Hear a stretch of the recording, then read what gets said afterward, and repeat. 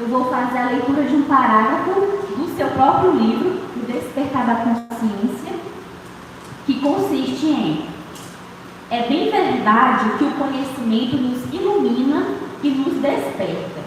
Entretanto, a libertação somente ocorrerá mediante uma vivência consciente e responsável do que se aprendeu. Não basta crer e fazer. É necessário, acima de todo conhecimento adquirido, compreender o que está sendo realizado. Não existe compreensão produtiva sem o discernimento conquistado na vivência do que foi assimilado.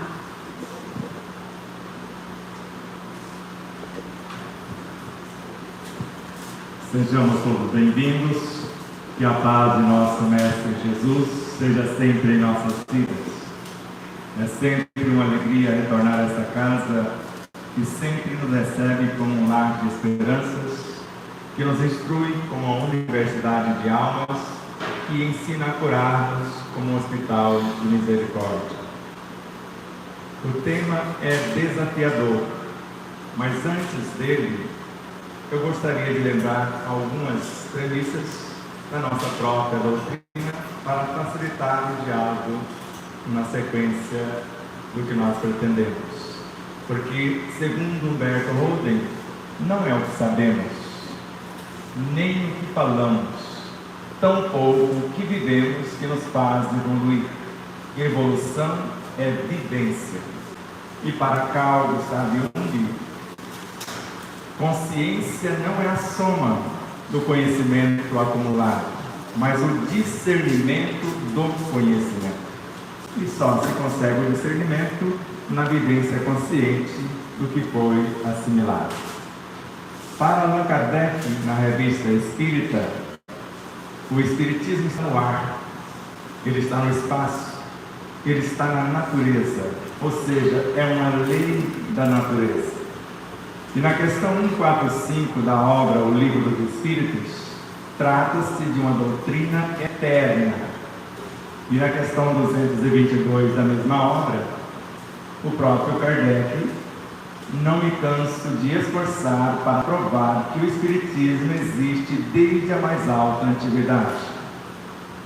E no item 6, na conclusão da mesma obra, ele não é obra de um homem, existe desde a criação.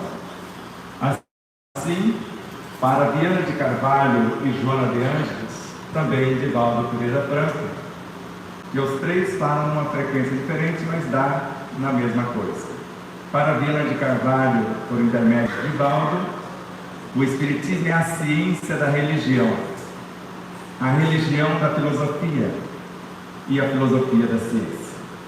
Para mim não ficou nada de fora, porque ele é a síntese do ensinamento cósmico.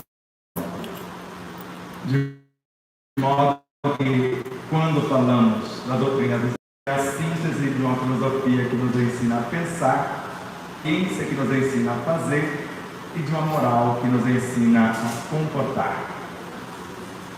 Evangelho e evidência.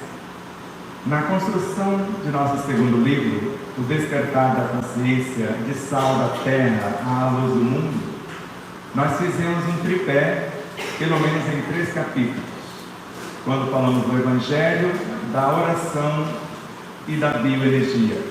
Então, o que é, para que serve e como usar. E eu vou falar do para que serve primeiro, porque facilita o interesse daqueles que assim pretendem.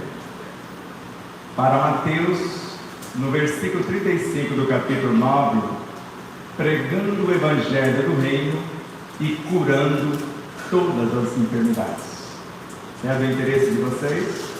Enfermidades psicobiofísicas, morais e espirituais. Pregando o Evangelho do Reino. Ele serve exatamente para todas as coisas. Alguns autores, como Joana de Ângeles, narra que o Evangelho é um repositório de força, vitalidade e vida. Isso está na obra Espírito e Vida, por Divaldo Pereira Franco. Então, para que serve?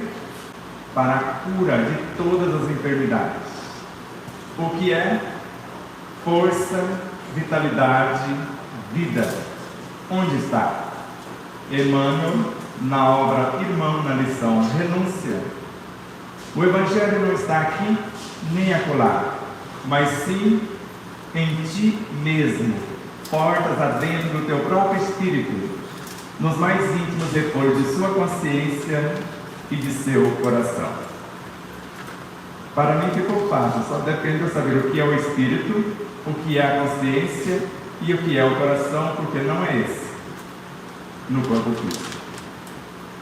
E não fica tão difícil quando estudamos Joana de Ângeles na obra Encontro com a Paz e a Saúde. Ela narra que o espírito tem quase a idade do universo e deixa claro na obra O Ser Consciente que nós, os encarnados, não somos o espírito, mas sim um ponto de autoconsciência pura deste. Assim também como Leon Denis tem o problema do ser, o destino e da dor. Somos uma diminuta fração. Se conseguirmos ler o livro oculto que está em nós, conseguiremos proezas, porque o Espírito sabe o que fazer, como fazer, quando e onde realizar. O Espírito. Agora a alma, como eu, ainda não sei a função de um dos 280 milhões de átomos, numa das 280 milhões de moléculas, somente numa de minhas células, a mais simples, que é a hemácia. Só sei que ele é um aglomerado de forças vivas, conforme o instrutor Gubbio, na obra Libertação de André Luiz. Forças vivas compõem um átomo. E o mais pequenino fascículo de luz, que dá um start, que nós chamamos de espírito, princípio inteligente do universo, ele já é vivo e sente e atende o comando de nossas mentes. Porque para Allan Kardec, na questão 613 da obra O Livro dos Espíritos, todos os seres organizados, de acordo com a obra que deseja construir e a capacidade que tem de lidar com esse elemento, assimilam uma porção de princípios inteligentes do universo. Curiosamente, nós os chamamos de espírito, só que com E minúsculo, conforme consta na questão 23 da obra dos Espíritos e confirmado na 25, entre parênteses, que ali ele estava falando do princípio inteligente e não da individualidade que nós conhecemos como espírito, essa que tem quase a idade do universo.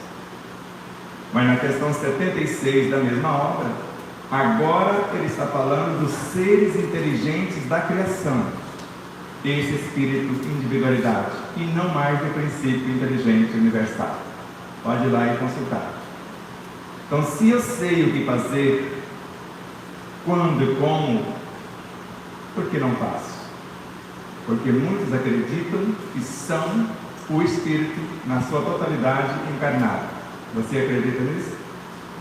Eu acreditava, só não sabia o que eu realmente era. Agora, quando eu entendi, com Allan Kardec, obras póstumas, fotografia e telegrafia do pensamento, calcule a força de um pensamento bem arquitetado. Ela nos coloca em conexão com todas as minhas vivências. Mas se eu sou espírito encarnado, não sou eu todas as minhas vivências? Ela me coloca em conexão com todas as minhas vivências, com todos os seres dentro de um mundo e com todos os seres em todos os mundos. E nesse quesito, Leon Denis, na obra Depois da Morte, o universo inteiro está dentro de nós e nós existimos no universo inteiro também. Se o Evangelho é força, vitalidade, vida, quem consultou o último parágrafo do item 13, do item 12, melhor dizendo, a fé divina e a fé humana, no capítulo 19 do Evangelho segundo o Espiritismo, no mínimo ficou interessado pela pauta. Se todos os encarnados estivessem cientes da força que trazem em si mesmos e colocassem a sua vontade a serviço dessa força, seriam capazes de realizar verdadeiros prodígios. Será que o Espírito Protetor está falando desse Evangelho que está em nós? Já disse no início que a consciência é o discernimento do conhecimento. No Espírito chamamos de superconsciência, que curiosamente para Emmanuel, a superconsciência é construída pela mente, e a mente é da alma. Na mente, segundo o autor, tem 4 departamentos, conforme Pensamento e Vida, no capítulo 2. A inteligência, a imaginação, a memória e o desejo. E para o autor, noutra obra, a oração nasce dessas potências da alma, na feição de simples desejos, que viajam do coração para o cérebro, ou seja, do emocional para o mental, e quando chegam na mente se transformam em pensamento, a força de atração. Vocês sabiam que nós aqui criamos pensamento desse modo, com a oração? Eu não sabia, até fazer esse estudo. E não sabia que a oração, que está lá no item 23 do capítulo 27 do Evangelho segundo o Espiritismo, é a primeira filha da fé. Se é filha, é um ser, não é verdade? E se é um ser, não só posso criar, mas posso dialogar. Para Emmanuel, oração é força, ação é serviço. Para Joana de Ângeles, em Filho de Deus, a oração é o mais potente mecanismo no processo da autocura e o mais perfeito mecanismo no processo de planificação. Consciência, já sabemos, a essência do ser. Mas para facilitar a compreensão do que está lá nessa essência, alguém já teve a curiosidade de ler a lição do Espírito Caritas no Evangelho segundo o Espiritismo e perceber que ele afirma 3 vezes na lição: eu sou a caridade. Vocês pensavam que a caridade é um espírito de alta hierarquia? Eu não sabia disso. Mas eu pensei que estava ficando maluco, porque muitos me chamam de maluco mesmo, por falar dessa doutrina que deixam a gente, às vezes, com os neurônios quase derretidos. Graças ao Divaldo Pereira Franco, na obra Pelos Caminhos de Jesus, onde Amélia Rodrigues, um dos 12 discípulos, com esse nome agora, no capítulo 23, chamado O Anjo da Misericórdia, ela narra que 3 entidades de alta hierarquia aproximaram-se de Jesus, no alto da cruz, para confidenciar a ele que havia fracassado com ele. E a primeira apresentou-se: tu te recordas, Senhor, eu sou a fé. A segunda se apresenta: e eu sou a caridade. E a terceira: eu sou a esperança. E a quarta, e Jesus convocou para levar as 3 de volta ao interior do coração humano: a misericórdia. Então, o que nós temos como essência do reino de Deus em nós, onde Jesus falou que o reino de Deus estaria dentro de nós, que é o Evangelho, o que chamamos de força são as nossas virtudes, são leis. E segundo André Luiz, quando eu vou encarnar uma virtude, assim como para Miramês, de dentro para fora, e a oração no sentido mais profundo do termo, na obra Rejubila-te em Deus com Joana de Ângeles, ela está lá onde a consciência se expande, lá nesse reino de Deus. E é ela que traz o Evangelho para a mente. Só que quando o Evangelho chega na mente, ele se transforma em pensamento. Isso é moleza quando ouvimos de Jesus: só desce quem subiu. Então uma virtude pode tornar-se um pensamento, como Jesus Ficam preocupados em falar de extraterrestre, não ficam? Jesus é de onde? De onde veio esse moço? Só desce quem subiu. Imagina um ser que, segundo Chico Xavier, e juntamente com outros, hoje governam um quarto da galáxia, enviando uma de suas frações. E inicialmente, ele veio do Cristo. Cristo é o governador supremo do sistema solar, do nosso planeta Terra. E Jesus, um dos seus enviados, assim como nós. O Espírito, o governador supremo, e a alma, uma diminuta fração. Quem fala isso? Carlos Torres Pastorino, em Sabedoria do Evangelho, e eu desconheço no último século qual teólogo que alcançou a essência mais profunda do Evangelho de Cristo. Não conheço, senão o professor Carlos Torres Pastorino. Então Jesus veio do Cristo. Paulo veio de onde? De Tarso.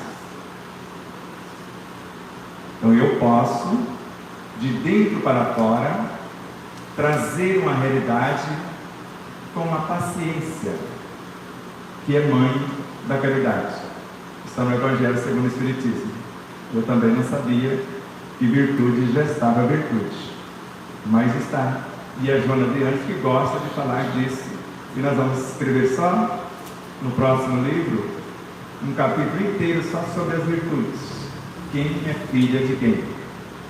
Ou quem dá origem a quem? É fácil quando temos a fé como mãe de todas elas. E se ela é uma entidade, eu posso conversar com ela e perguntar a respeito de suas filhas.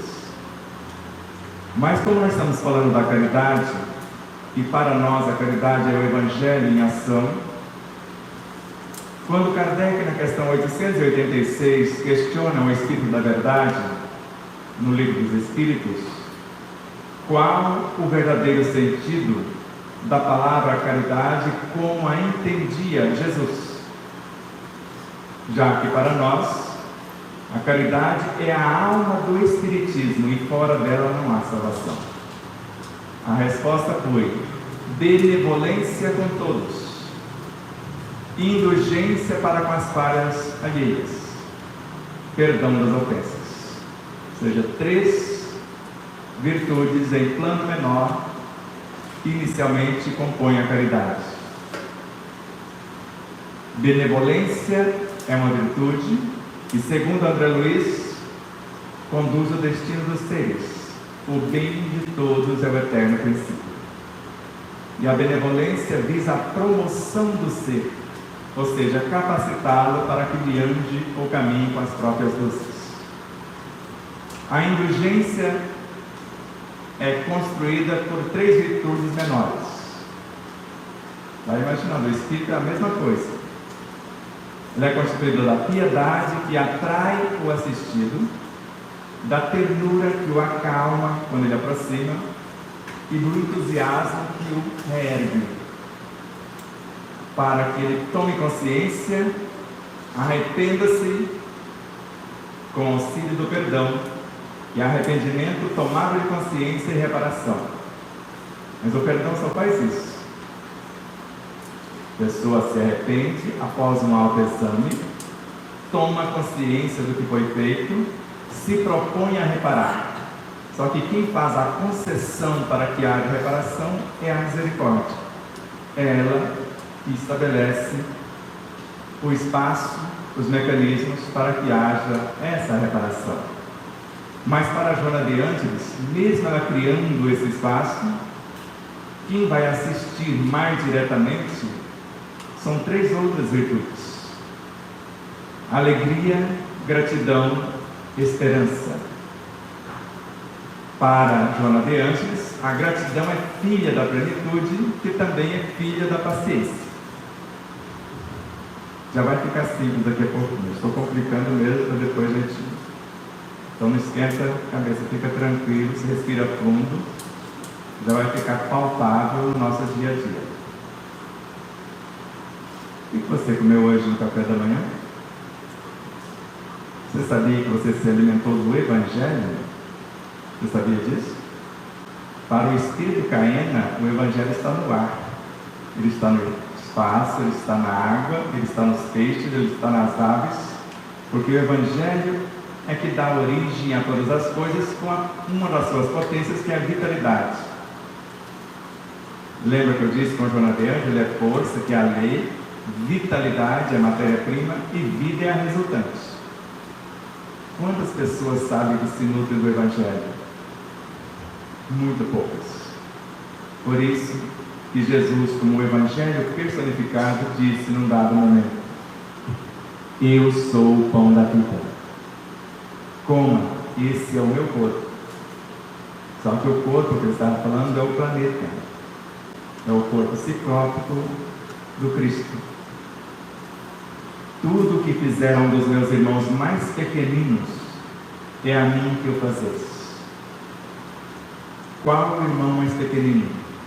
E eu pensava inicialmente que era um pigmeu. Depois descobri que existiam os pré-humanos, que Allan Kardec fala deles na Revista Espírita, o elo perdido para a ciência, que jamais entenderá a evolução se pensar que nós viemos diretamente do chimpanzé. Kardec mostra que o elo perdido é o pré-humano, que nós chamamos comumente de gnomos, de duendes, mas está lá na sua obra na Revista Espírita. Depois eu pensava que os pequeninos, assim como nosso amado Francisco de Assis, e homenageando nosso amado irmão Frei Valdemar, que está na plateia, que trabalha diretamente com ele, eu pensava que os pequeninos eram os animais. Mas analisando os vegetais, eles também são seres vivos. Se eu analisar a água hoje, ela tem memória. Como um ser vivo, ela grava o que pensamos, o que sentimos, o que falamos e o que fazemos, segundo os cientistas, na cidade de Stuttgart, na Alemanha, no Instituto Aeroespacial. Só que eu fiquei mais confuso quando lemos Camille Flammarion na obra Deus da Natureza, quando ele narra que numa gota d'água tem seres com 1/1000 de milímetro, já com músculos, nervos, instrumento de nutrição, de percepção, e com a força e a velocidade de um cavalo a galope, já persegue o seu almoço, a sua presa, nos abismos de uma gota d'água. Só que esse não é o menor ainda. Eu pensava que aí estavam os menores, embora uma gota d'água seja constituída de mais de 9 trilhões de átomos. E fomos viajando até perceber que o próprio átomo é um aglomerado de forças vivas. E se buscar a origem do átomo, a partícula de Deus, o bóson de Higgs, ou o quantum de energia para a física quântica, se trata de seres vivos que obedecem e seguem ordens, seguem leis. Eu poderia remontar a origem, mas vou voltar. Porque nós trabalhamos mais diretamente com a matéria mental, com o prana, com os alimentos, etc. Vocês comem para viver ou vivem para comer?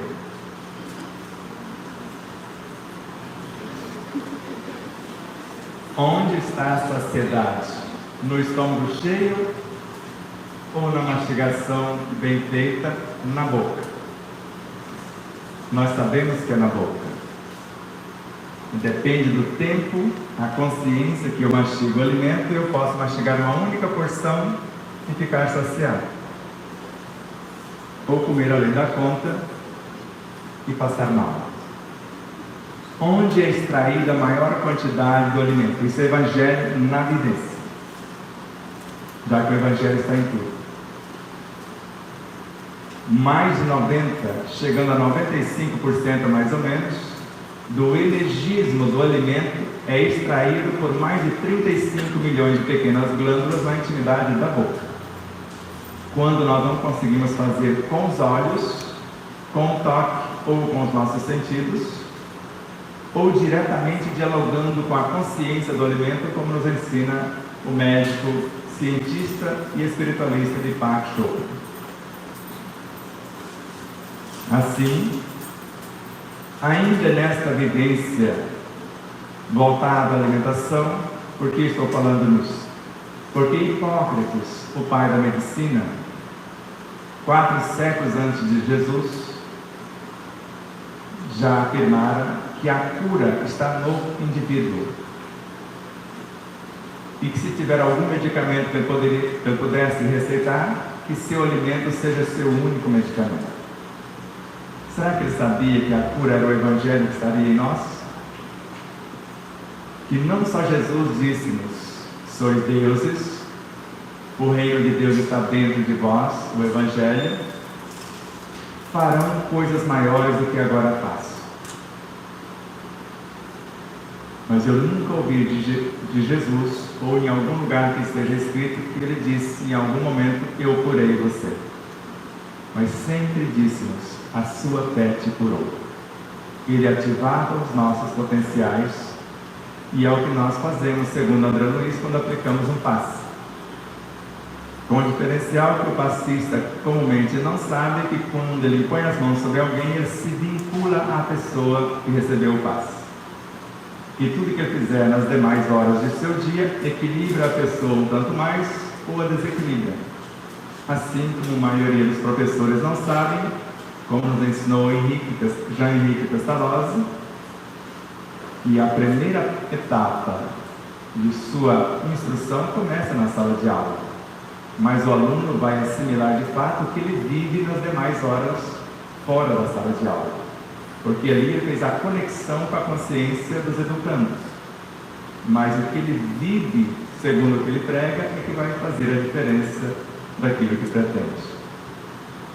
Está muito confuso? É que eu alivie um pouquinho? Então vamos lá. Se eu quero trazer o alimento como medicamento, muitos alimentos, só de combinar um com o outro, um destrói o princípio ativo do outro, ou o que nós chamamos de força vital. Mas nós queremos que agrade o paladar, não é verdade? Mas por que Kardec, como alguém que estudou astronomia para entender o cosmos, a criação de Deus, não sei se ele viu que era muito para a cabeça dele, que para mim é muito. Porque hoje nós sabemos com Stephen Hawking, antes era a teoria do Big Bang. Era digerível, porque era um único universo e ele teria de 3 a 15 bilhões de anos. Mas depois ele muda a teoria. Muito além do Big Bang foi a reportagem que saiu. Há tantos universos quanto bolhas de sabão numa banheira. E para os que o conhecem, sabem que ele tinha esclerose lateral amiotrófica. Só mexia um pouquinho os olhinhos. Eu acredito, eu quero crer, que alguém o colocou na banheira para tomar um belo banho e ele esqueceu dele, como ele não tinha movimento, deu tempo de ele contar as bolhas de sabão. Porque ele mudou a teoria. Há infinitos universos somente dentro de uma dimensão cósmica. E até então não se falava das dimensões. E se não estudarmos de 26 a 50 dimensões, não entenderemos os átomos do sistema periódico. E Kardec estudou astrologia para entender a influência dos astros em nossas vidas, como o caso da Lua. Se nós não soubermos a Lua para plantar um alimento, mandioca, por exemplo, se eu plantar na Lua minguante, vai crescer mais as raízes e menos a rama. Se eu plantar na outra Lua, ela cresce mais a rama e encolhe as raízes. Vocês sabem disso. O abacaxi seria outra Lua. Quer colher um feijão para carochar? Colhe na minguante. Se colher noutra, você pode pôr até no congelador que ele carocha. Então sabemos dessas realidades. E Kardec estudou isso e viu que era pouco. Viu que tinha um magnetismo que fazia essa interferência e estudou magnetismo por 35 anos, para entender como era isso. E parece que ainda era pouco para ele. Por isso, ele estudou biologia, para entender a vida e como era essa interação. E estudou física, química e foi aprofundando até nos dar uma doutrina que estuda a origem da vida a sua natureza, a sua destinação. Por isso, que 2 dos seus contemporâneos, ou quem o conheceu mais intimamente, o Dr. Charles Richer, e alguém que esteve conosco aqui, mas que esteve com ele lá, chamado José Herculano Pires. Você sabe disso, não sabe? Participou da codificação. Por isso que o Chico falava que ele era a régua, a métrica mais perfeita que tínhamos para medir Kardec naquele momento. E eles o chamam de professor de medicina, ou melhor, de doutor em medicina. E eles falam, principalmente José Herculano Pires, que ele foi médico e clinicou por algum tempo. Porque senão, como consta na Gênese esta frase, se o médico soubesse o valor do magnetismo das palavras, ele curaria os seus pacientes com as palavras. Isso só pode afirmar quem viveu. E uma das coisas, voltando ao ponto que eu saí para poder explicar, o sabor depende da educação do paladar. Se eu tiver o paladar educado, eu reclamo do sal. Se não tem, você tem demais. Porque sabor se percebe quando unem nos átomos 2 ou mais para formar moléculas, conforme está no Livro dos Espíritos, a partir da questão 30. Se for o átomo, nós não temos elementos ou instrumentos no corpo físico para perceber esses valores no átomo, embora tenha. Então veja, André Luiz ensina-nos em suas obras, e se eu pensar numa gleba de terra, pensando em plantar alguma coisa, eu já estou interferindo na estrutura da terra sem nunca ter ido lá fisicamente. Agora, imagine algo que nós recebemos à nossa mesa, que alguém interferiu na estrutura da terra com seu modo de pensar, sentir, falar e agir.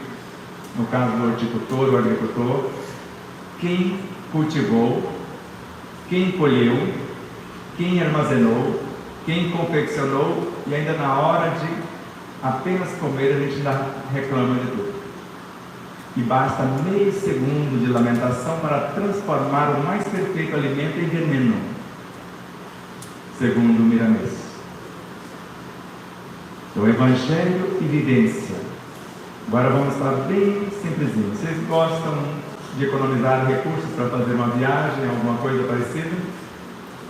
Porque se vocês visarem o aproveitamento total dos alimentos, o não desperdício de coisa alguma e procurar fazer o máximo com o mínimo, vocês vão economizar no mínimo de 30% a 60% do salário de vocês. E se souber mastigar, nós tínhamos quase 100 quilos quando aprendemos um pouquinho, diminuímos o peso de quase 100 quilos para 75 em 20 dias, só mastigando e pregando o Evangelho para os meus órgãos, que são vivos e educáveis, segundo Emmanuel, na lição Socorre a ti mesmo da obra Pão Nosso. É difícil? Não é, porque a célula é uma alma, segundo o instrutor Calderaro na obra do Mundo Maior. Então, células não são simples pedaços de carne.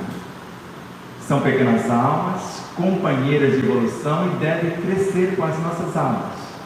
Senão, por que Allan Kardec colocaria tal absurdo no Evangelho segundo o Espiritismo, no item 24 do capítulo 4? Que o corpo físico vai evoluir até se confundir com o perispírito. O perispírito é pura energia. A partir do prana, no modelo organizador biológico, até os corpos mais sutis, que compõem a consciência.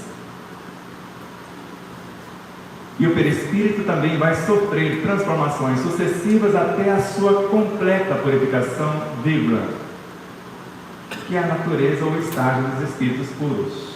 Ele narra, o perispírito é a própria alma evoluindo. O que hoje é corpo, amanhã será perispírito. O que hoje é perispírito, amanhã será alma.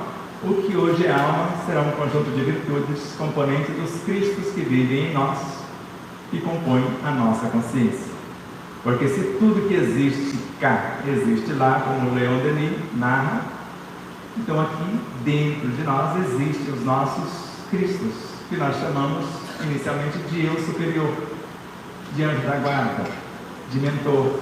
E a gente pensa que está fora. Fora estão os parceiros, como Emmanuel e Chico. De falar nisso, quem é mais evoluído, Emmanuel ou Chico? Você sabe dessa, não? Certa feita, Chico, após começar a falar desses níveis de consciência, que Anne Besant já estava falando, ou falara quando aqui esteve, e ele queria uma audiência com ela no plano espiritual. E Emmanuel falou: ela é muito ocupada, Chico, vai ser muito difícil marcar. Eu sou eterno, mesmo que for depois desta vida. E marcou. No dia que ele foi levar o Chico, ao chegar num determinado momento, a partir desse ambiente, só você tem autoridade moral para entrar. Quem saiu no lucro? Porque agora Emmanuel está aí, quem vai ser o mentor? Chico. Só me diga essa: Moab José, de onde nós estamos vindo, de São Luís do Maranhão, ele conviveu com Chico pessoalmente. E num dado momento, eles descobriram e o interrogaram, porque ele participou de uma reunião de avatares. E vocês sabem que avatares são guias da humanidade. E ele chegou por último. Quem recebeu como meta disciplina, será que chegaria atrasado ou ele era o avatar esperado? Vocês podem questionar com ele e pode evocá-lo para responder se quiser. A aura desse moço era tão imensa, por isso que há quilômetros ele sabia o seu nome, sabia o seu estado, onde você morava, falava tudo do seu estado para você, como está isso, como está aquilo, como fez com Moab José quando foi visitado. A NASA tentou medir a sua aura vital. Quando atingiu 20 metros, ele quebrou o medidor para eles não descobrirem o tamanho da água. Evangelho e vivência. A matéria mental é sempre composta de seres vivos incontáveis, em processo de evolução nos quadros do universo sem fim, conforme está em Libertação com André Luiz. E nós usamos a matéria mental para formar a bioenergia, quando nós queremos criá-la.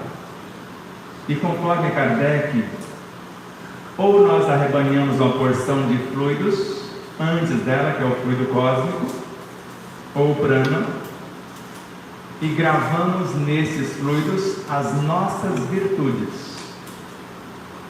Ou arrebanhamos uma porção de matéria mental, gravando nela as nossas virtudes, o que vem do nosso interior, e a transformamos em bioenergia, para que nós possamos gerar a vida, nutrir, organizá-la e mantê-la. Porque se André Luiz, em Nosso Lar, afirma que o alimento do universo é o amor, Joana de Anjos narra que nós podemos ficar sem comer por vários dias. Já encontraram seres com 47 dias sem comer e não morreu. Por 9 dias sem tomar líquidos e não morreu desidratado. Mas com 3 minutos sem respirar, poucos escapariam. E a alma em si, conforme está na obra citada, só se nutre de amor. É onde Joana fala que nós podemos ficar sem tudo isso, sem comer, sem tomar água e etc., mas sem amor nós perecemos. E quando ela narra que o amor faz bem a quem ama, assim como o perdão faz bem a quem perdoa. Quem recebe amor, recebe o alívio de suas dores, de suas carências. Quem ama, a cura acontece instantaneamente. Paulo de Tarso, Evangelho segundo o Espiritismo, capítulo 10. Perdoar a um amigo é dar prova de amizade. Perdoar ao inimigo é pedir perdão para si mesmo. Então nós temos várias possibilidades nessa vivência do Evangelho. Embora vemos quantas crianças que não sabem que no alimento tem indutores ao suicídio, dependendo do que se come.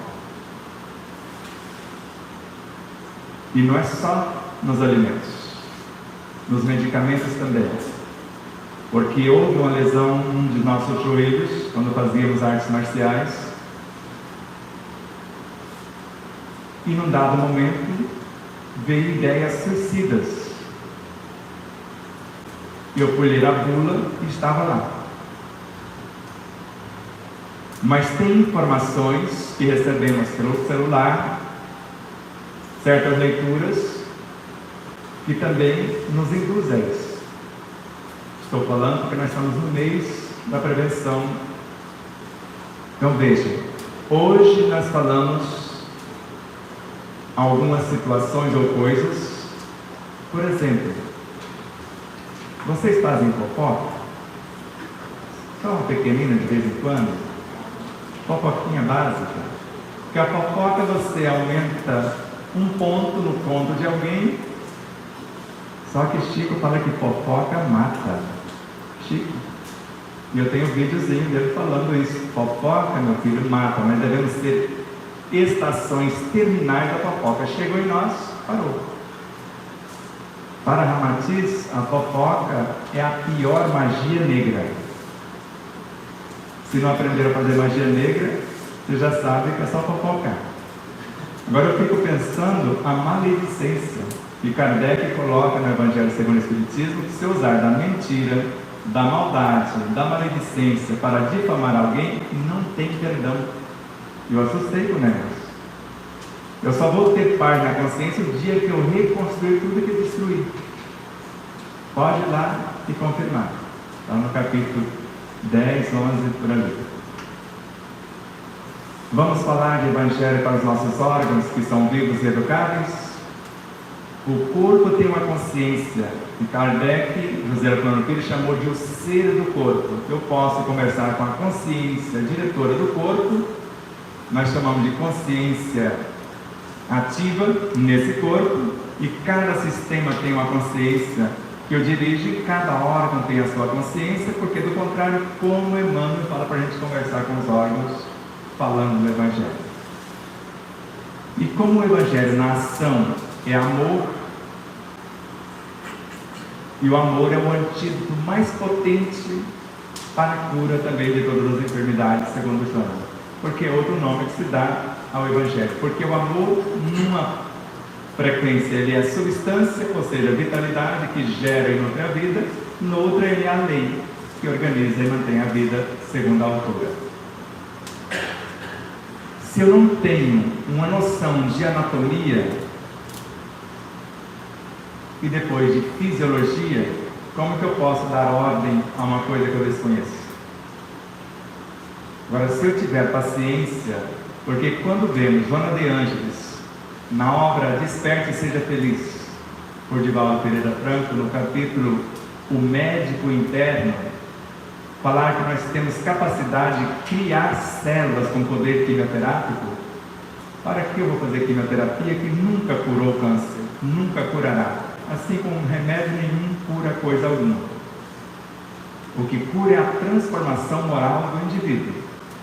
Porque isso, na época de Kardec, nasceu 3 seres que o Jonas, Dr. Jonas Moura, que está aqui presente, Louis Pasteur, Claude Bernard, Antoine Béchamp, todos contemporâneos de Kardec. Pasteur preferiu acreditar que são os vírus, micróbios, vermes, bactérias, são esses seres que criam as doenças. E por isso desenvolveu medicamentos, vacina e tudo mais. Claude Bernard disse a ele: isso não é verdade. Não são esses pequeninos. O ambiente onde eles estão agressivo é o que os torna seres rebeldes. Eles se rebelam contra nós, conforme está na obra Sob a Luz do Espiritismo com o Espírito Ramatiz. E Anthony Béchamp descobriu que nós criamos seres menores do que os vírus e transformamos em vírus, bactérias, vermes ou micróbios. Isso não é novidade, porque André Luiz fala que nós criamos vírus, vibriões psíquicos, larvas mentais, em Missionários da Luz, assim como Joana de Ante, em Dias Gloriosos, fala coisa semelhante, inclusive que nós destruímos o cronograma organizacional de nossas células. Supondo que eu sei, e eu estudei que o sangue é um tecido, que ele tem 55 líquido, 45 sólido, que o líquido 95% é água, e se não for água de qualidade, nós vamos empobrecê-lo ao invés de auxiliá-lo.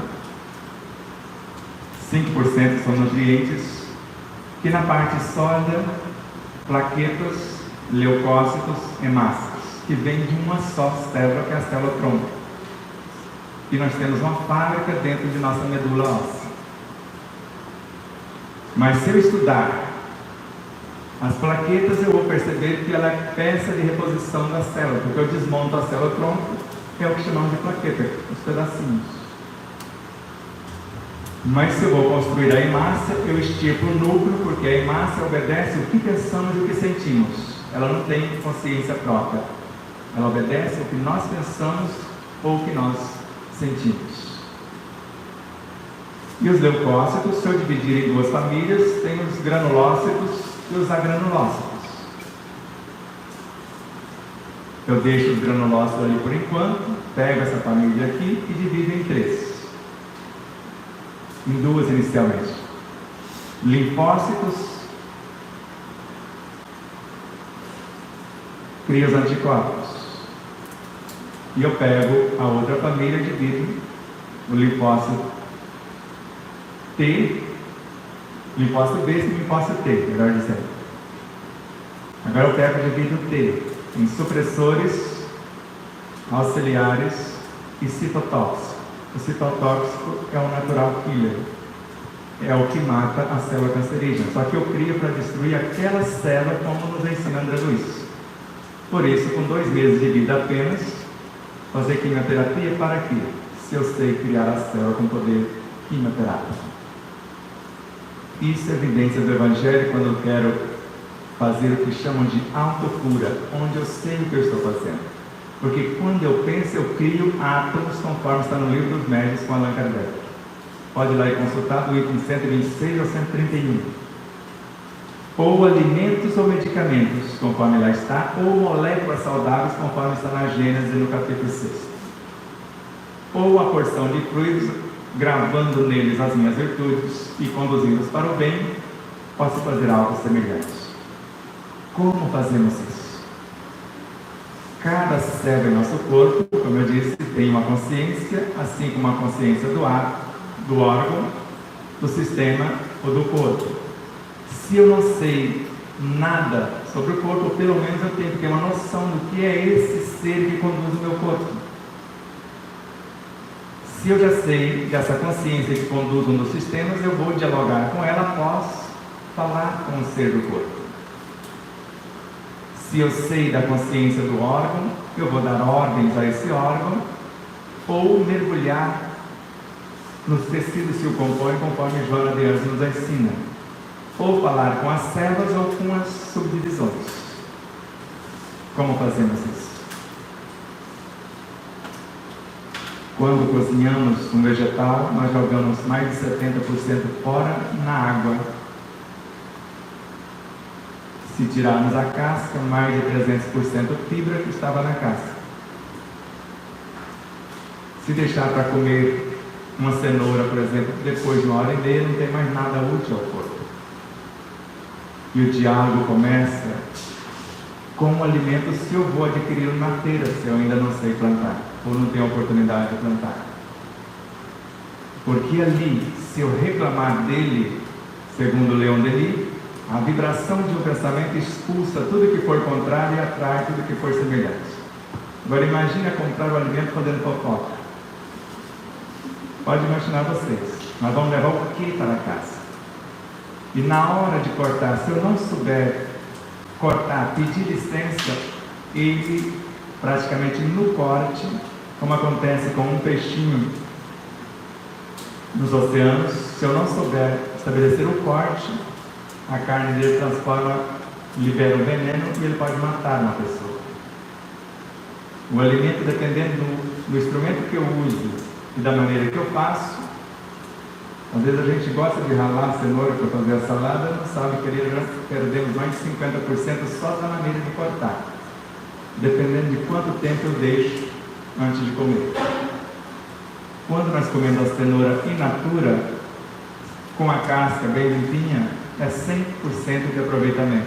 E no mínimo a gente aprende a mastigar, porque eu duvido que alguém consiga engolir sem engasgar com menos de 30 vezes mastigado. Quer treinar a mastigação, como a cenoura ou o grande bico germinal. E isso é evidência do Evangelho, porque eu sei que ali na cenoura tem força, vitalidade, vida.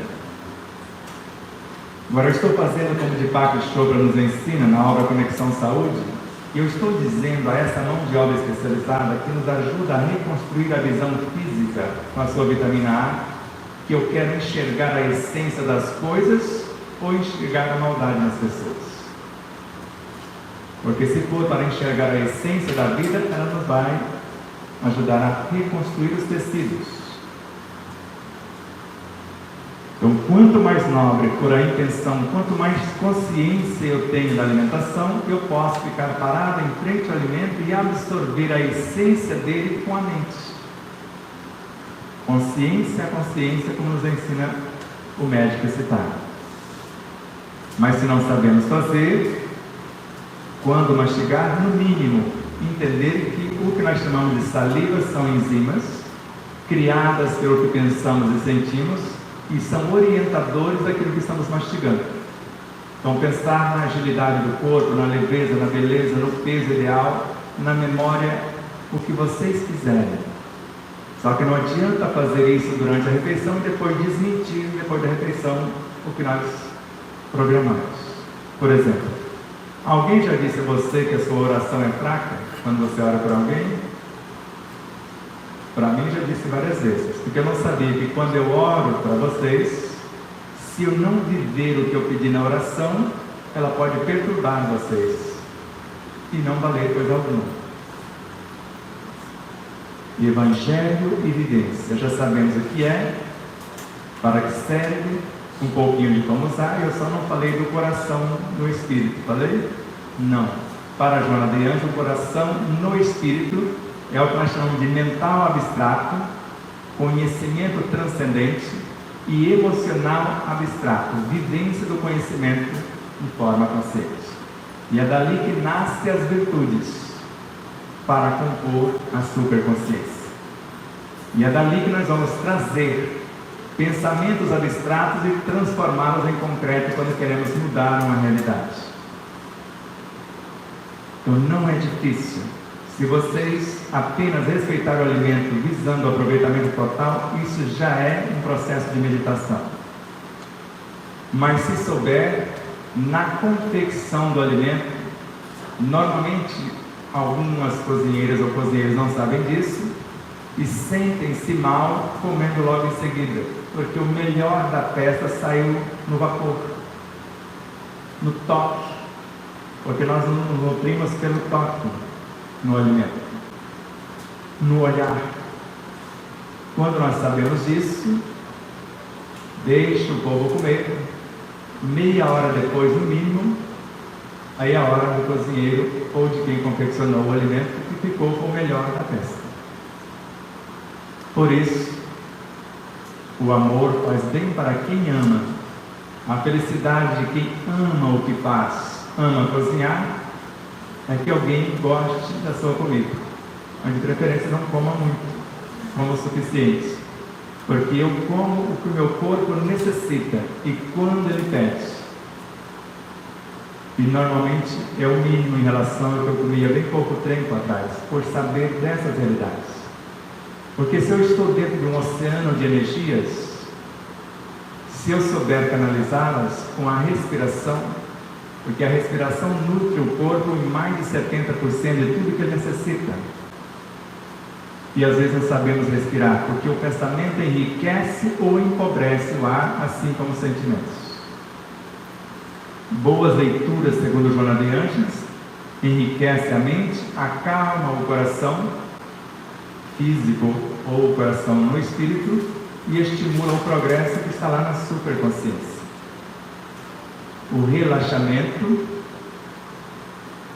abre espaços com a alegria de viver, que a função da alegria é abrir os espaços em nosso psiquismo, até o físico, para a interação com essas energias. Porque ninguém consegue pensar sem interagir com suas vivências e com tudo à sua volta. Ninguém consegue interagir sem permutar valores. E ninguém consegue evoluir sem se relacionar. Por isso, Evangelho na vivência. Antes eu não sabia nem o que era o amor, muito menos o que é o amar. O primeiro item do segundo livro é exatamente esse tema. O amor, que é a força mais potente que existe no universo e ao mesmo tempo a mais sutil. E o amar é a ação do próprio amor. Amar o outro não é fazer por ele o que lhe cabe fazer. A piedade nos transporta para dentro do outro quando o seu sofrimento nos toca. A compaixão nos mostra os potenciais que ele tem, porque ele é filho do mesmo Deus e não tem nada diferente de mim, a não ser o seu estágio evolutivo, suas experiências. Mas tem os mesmos potenciais em latência. Eu analiso o que ele tem e saio e crio as condições para que ele exercite os seus potenciais. Isso é amar, libertar ou assistir. Porque antes pensávamos que caridade era dar coisas. A fila andou, a doutrina evolui, conforme está na Gênesis no capítulo 5, no capítulo 1, no primeiro, no item 55. O Espiritismo caminha com o progresso e jamais será ultrapassado. Se sabemos que caridade, como Cristo a entendia, é benevolência, indulgência e perdão, para Emmanuel, na obra Luz no Caminho, dar o pão a quem tem fome é dever. Caridade é ensinar o outro a ganhar o próprio pão. Dar o pano, o que sobra de nosso armário, é dever.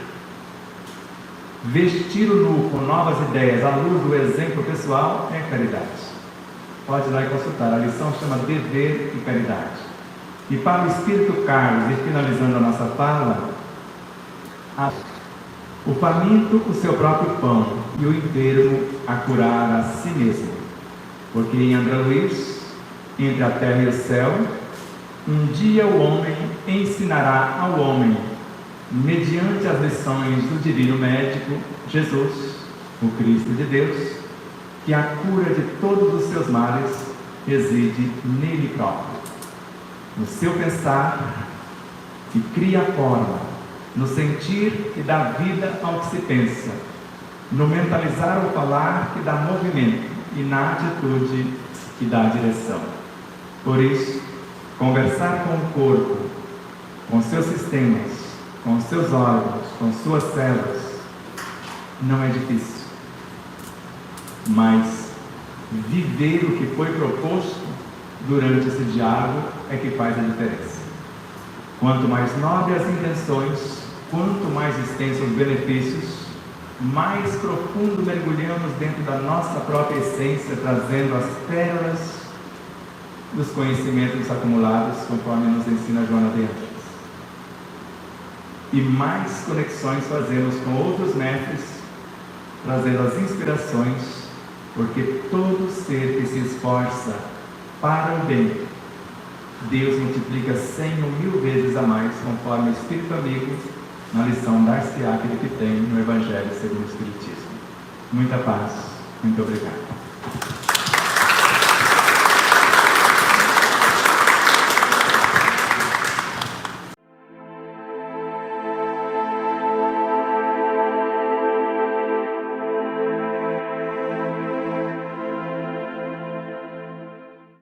Espero que vocês possam rever, compartilhar, se inscrever Diga que gostou ou não gostou, faça seus comentários, porque é sempre uma honra imensa tê-los como os nossos auxiliares, não só a vossa audiência, por nos seguir em nossas redes sociais, por se inscrever aqui no canal do YouTube, por compartilhar, por fazer tudo o que possa para nos auxiliar nessa interminável jornada.